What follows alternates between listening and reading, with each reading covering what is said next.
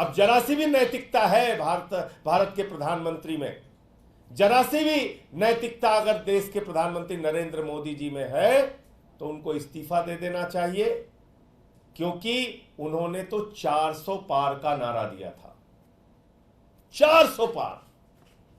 लेकिन देश की जनता समझ गई कि ये 400 पार चाहिए संविधान को बदलने के लिए, ये 400 पार चाहिए आरक्षण को खत्म करने के लिए, ये 400 पार चाहिए अपने पूंजीपति मित्रों को फायदा पहुंचाने के लिए।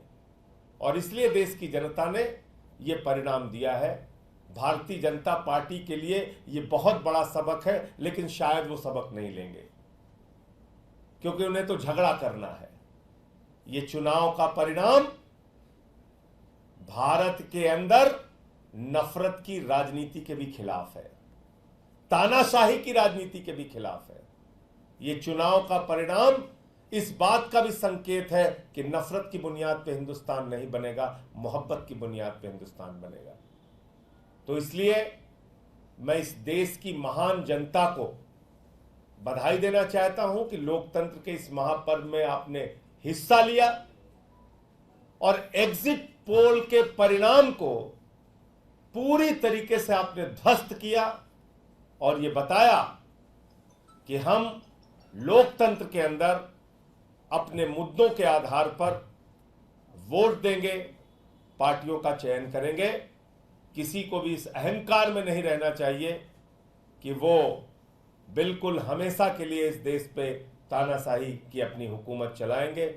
और वैसे भी प्रधानमंत्री जी ने जब से कहा कि उनका जन्म बायोलॉजिकल नहीं है, वो अवतार हैं, भगवान से भी बढ़कर अपने आप को मानने लगे।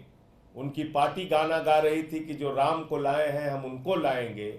इतना अहंकार हो गया कि भगवान श्री राम को लाने का दावा करने लगे। इतना अहंकार हो गया कि भगवान जगन्नाथ जी उनके भक्त हैं, ऐसा दावा करने लगे। तो आज बजरंगबली का दिन है, मंगलवार का दिन है, और उनको एक संदेश, एक संकेत भगवान ने, प्रभु श्री राम ने, बजरंगबली जी ने, इस देश की जनता ने दिया है। उससे कितना सबक लेते हैं नहीं मालूम, लेकिन वास्तव में ये भारत के लोकतंत्र की महान जनता है जो ये बताने के लिए मैदान में आई कि आप इस देश में तानाशाही की हुकूमत नहीं चला सकते।